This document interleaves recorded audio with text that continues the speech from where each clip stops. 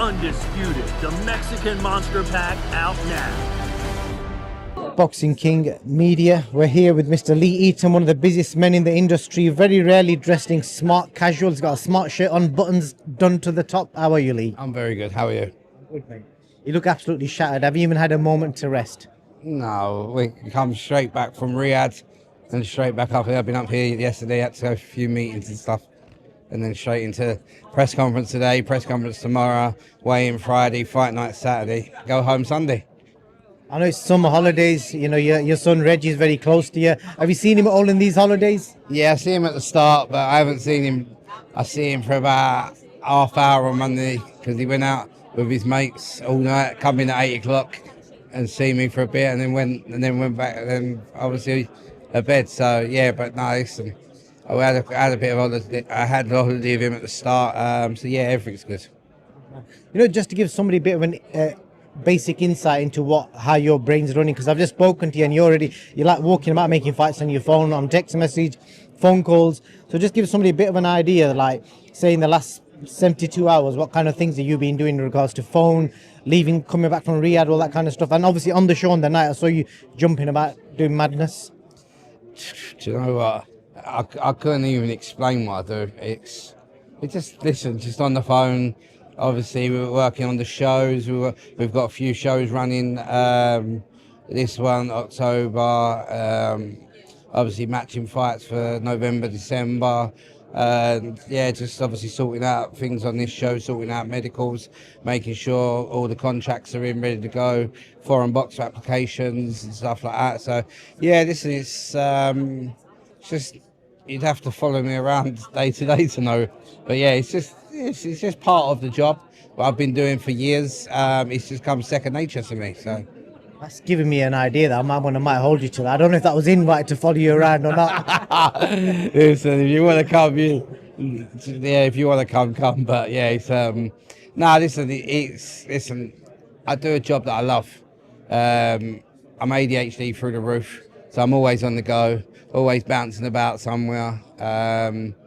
My mind's always ticking, so sometimes I'll just be sitting there and something that comes to my head and straight away I'm on the phone, bang, let's do this, do that.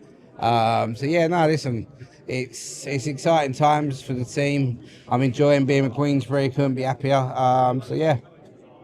Well, you're the mastermind behind all the fights that are getting made, the matchmaking, all that kind of stuff. Like you just said, their contracts and any issues. I'm guessing your phone's the one that gets rang up first. So, you know, when you're making all these fights, what I want to ask you is, there's obviously, you've got Queensbury and we've got Matchroom on the zone, two of the biggest promoters worldwide. So when you watching their cards getting announced, are you like have you got it in you, like, to think we've got to make a better main event, better names on there, better fights? Is there like that sort of thing going on in the background? No, listen, we stay in our own lane, really. Myself, George, Ben, Frank, and the team, really, we just all brainstorm between each other. Listen, like, it's a team effort for the main cards, obviously, and we've got Steve Finesse, who does all like the fours and sixes and stuff like that. So, listen, it's a massive team effort. But yeah, listen, you always look at cards and go, oh, well, we can do this, we can do that, or if they're doing that, let's do this. So yeah, it's sort of it's all a bit. It's not a competition. We're in our own lane, and I think the way we're doing the shows we're getting on, the shows we've got ready to go out over the next couple of weeks, I think it's all good. I think we're in a great position. Looking at the two top fights on this card, I know we haven't got to see Buatsi versus Yard, but is there a possibility of Lyndon and Josh both win? Is that something you look to make? Yeah, I love that fight. I know Lyndon loves that fight. I know Josh will fight anybody. But first of all, they've both got to win. Zach Parker's really up for this. Brad Ray's the European champion. So it's a couple of exciting fights. But the thing is that I feel like we're doing great things with the light heavyweights at the minute. Obviously, Willie Hutchinson versus Mark Jeffers, Ezra Taylor versus Louis Emerson will be announced over the next week or two.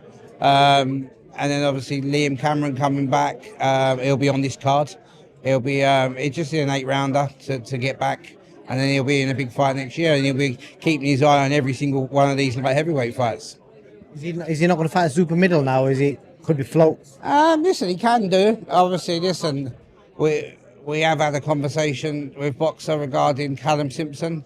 If we get a serious offer, then he could go down to super middleweight. But if not, we're staying at light heavyweight. That's where the big fights are. The only fight for him at super middleweight is Callum Simpson.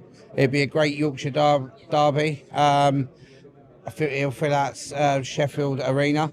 Thing is, that's just got to make sense financially for Liam, because I'm not going to send him over to another card if I don't believe the deal's right. So the deal's got to be right. But if not, listen, Liam will be on this card in an 8-rounder against a kid with a winning record. Should get that done tonight. Former Midlands champion. So yeah, let's just see what happens with that. But yeah, exciting times ahead. And with regards to Nathan Heaney, he's just come to my mind as well. Obviously, he's in the Queensbury stable. He's just put out that his opponent failed a drugs test. I think it was marijuana from my research I've done. Obviously, the L's been taken off his record. What's the plans for Nathan? Yeah, first of all, that's the first I've heard about it last night. When obviously I spoke to Nathan last night. I feel like myself and George are going to email UCAD and the British Border Control to find out why we wasn't notified about that. Obviously, it's gone out on the UCAD, but no one knew about it till this week. Like literally over the last day or 24 hours, which I think's very disrespectful to us as a promoter, Nathan as a fighter. It doesn't matter if it's marijuana or what it is. If he's failed a drug test, he's failed a drug test.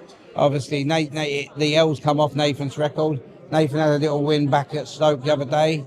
I feel like he'll be out before the end of the year, and he needs a couple of good wins, but his eyes are set on Stoke. Can we make it happen? We're going to have a conversation. If we can make it happen, then yeah. I was at that show in Stoke and it was sick. It was just as good as it was just before COVID. Ben Whittaker, I want to speak to you about. They talked about it in the press conference that you've got all the best light heavyweights in the country. There's one guy missing. Is any talks going on? No talks going on. He's under contract with Boxer as far as I'm concerned. As far as we're concerned, if he does become a free agent, obviously it's a no-brainer. Then obviously we'd definitely 100% be interested in talking to him. But at this time, he's under a contract, promotional contract.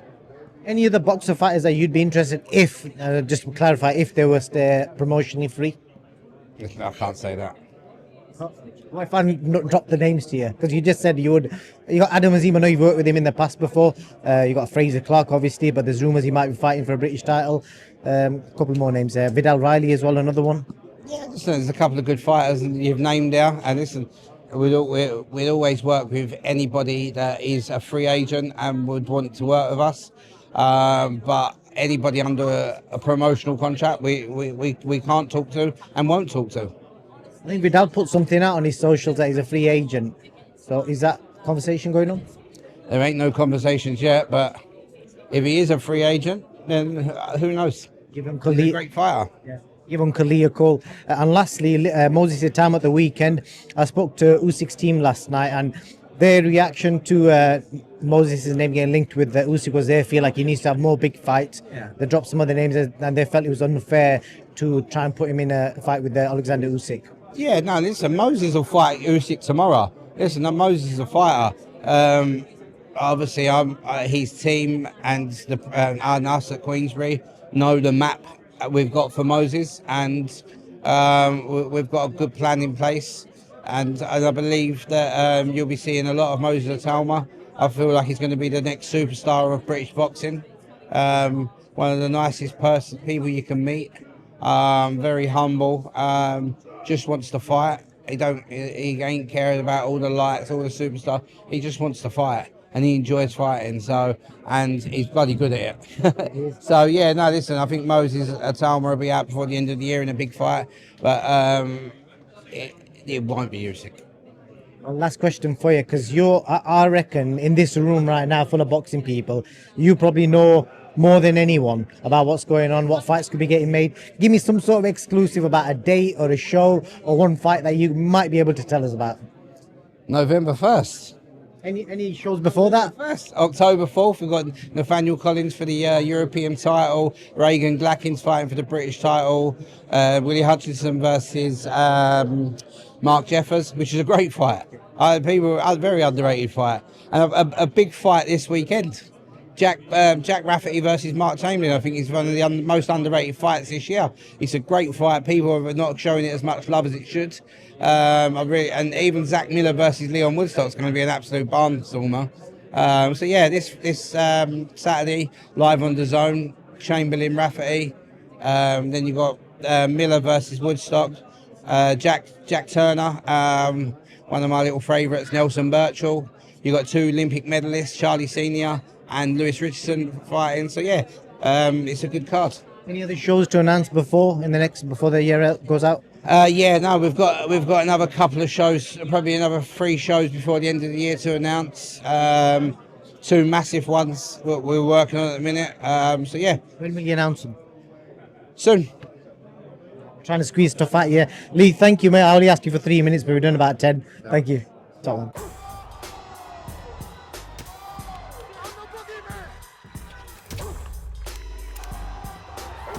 Respect isn't given, it's earned in blood. Undisputed, the Mexican Monster Pack out now.